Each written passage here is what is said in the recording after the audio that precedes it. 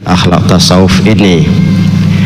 Karena bicara uzlah memang kita tahu ya sejarahnya Rasulullah juga usia 35 tahun beliau meninggalkan Mekah dan cenderung untuk ya berkhalwat bertahanus ya di Gua Hira yang akhirnya beliau ya diangkat menjadi rasul.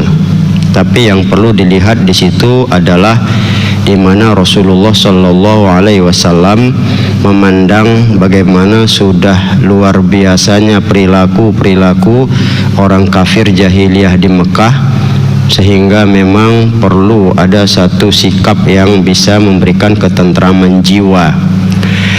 Di dalam kitab Risalah Kusyairiyah ya bahwa uzlah dan khalwat ini diperlukan bagi kita adalah untuk menenteramkan hati ya dan menghaluskan jiwa.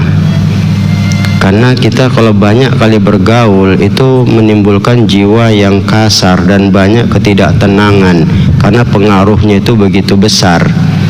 Bukan berarti saya katakan tadi ya dari dalam kitab Kusyairiyah itu juga digambarkan yang mengasingkan diri di situ ada hal yang perlu kita pahami.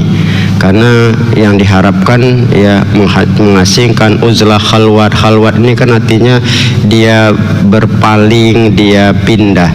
Seperti di Al-Baqarah ayat 76 digambarkan wa iza laqul ladzina amanu qalu amanna.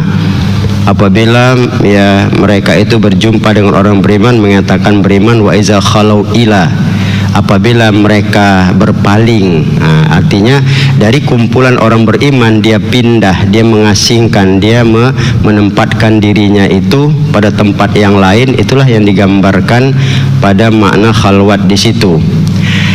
Nah, kalau kita lihat ini ada keuntungannya, yakni memindahkan kondisi nafsu kita itu kepada hati. Karena memang hati inilah yang kalau kita lihat tempat yang indah untuk menata kehidupan lebih baik.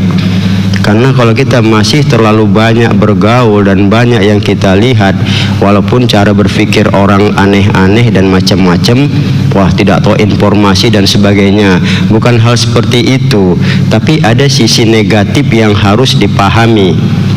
Maka itu para ulama sufi menggambarkan bahwa uzlah itu ya dan khalwat itu adalah ya mengasingkan diri, menghindarkan diri dari orang lain untuk menjaga daripada keburukannya kepada dirinya, dan ini diniatkan karena Allah.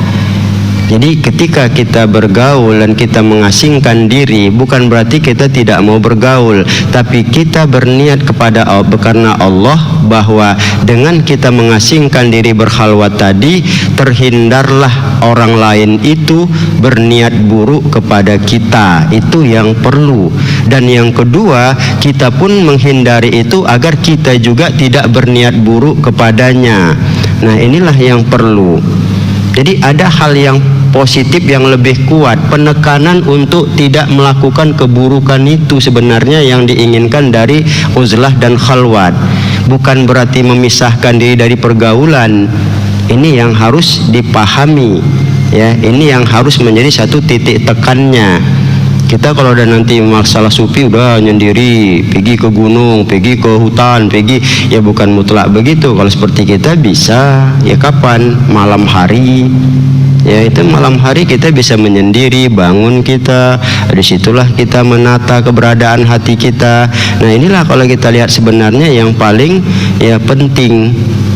Kalau ketika bergaul kita lihat situasi ini udah nggak baik ini, dia sih menyombongkan aja, nanti cakap pula aku nanti yang lebih tinggi lagi, payah dia nanti tuh. Udah lebih baik kita beranjak aja dari situ, kita uzlah aja dari keberadaan mereka itu satu sisi yang menjadi satu, sekali lagi saya bilang tadi, titik tekan kepada nilai uzlah dan khalwat.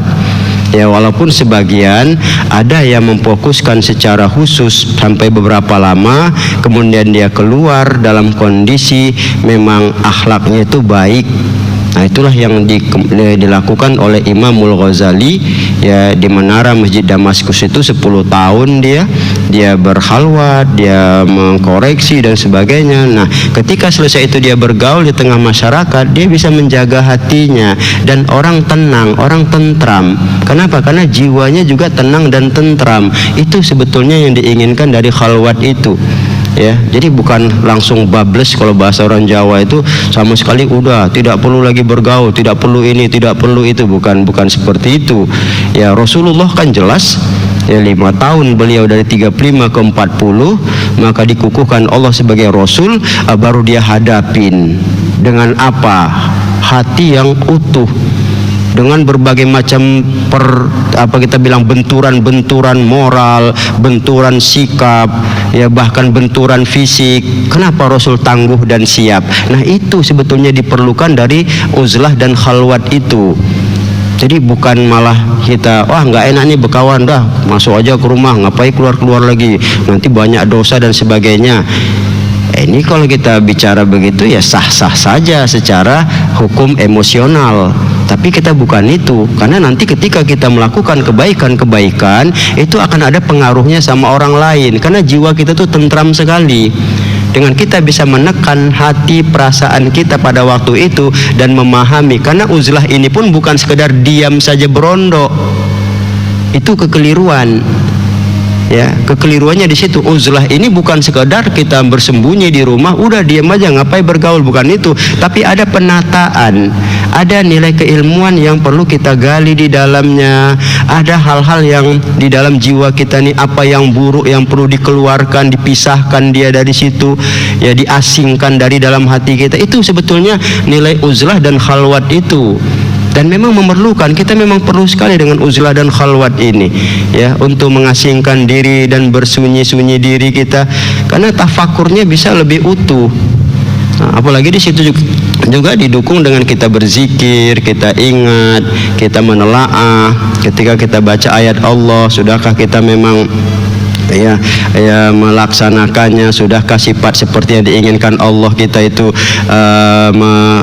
menjadikan hiasan dalam hati kita. Nah, seperti itulah sebetulnya diinginkan dari uzlah dan khalwat ya. Jadi makanya mungkin sebagian orang ada yang bikin suluk, ya silahkan aja mau melakukan melalui suluk, tapi habis suluk tuh bagus ya, dermawan sama orang lain, lembut, tidak iri, dengki dan sebagainya. Jadi itu tadi, makanya nilai khalwat itu tekanannya kan jelas. Dia menghindari orang lain yang berniat berniat buruknya kepada dirinya, itu tawaduknya dia. Dengan dia beruzlah, orang tak bikin jahat kepada dirinya. Dengan dia uzlah, dia pun kalau punya keinginan jahat tidak akan terjadi ketika. Nah, ini yang harus dijadikan kebiasaan. Nah, ketika kebiasaan ini muncul, nah kita bergaul pun insya Allah hati itu bening-bening aja dia ya, hati itu polos, bersih. Terserah orang mau bikin apa, tapi ketika seperti itu ya insya Allah ya, itu yang ya jiwa kita tentram, halus, insya Allah Allah dekat. Itulah yang kemakbulan doa dan sebagainya. Nah, inilah yang perlu. Tapi kalau kita bergaul, perhatikanlah ya, kan ngomong aja pun kadang kalau orang sudah meninggi, awak pun pengen ngalahkan dia, kan begitu.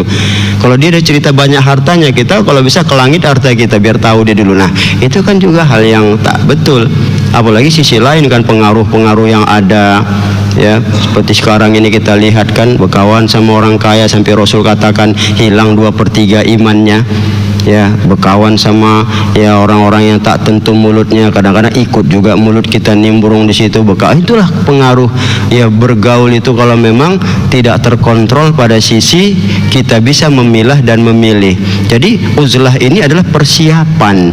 Kita siapkan betul, kita tata betul untuk memang ya bisa ya ketika bergaul ya kita bisa lihat kalau sudah mayoritas keburukan itu ada, ya kita lebih baik mengasingkan diri.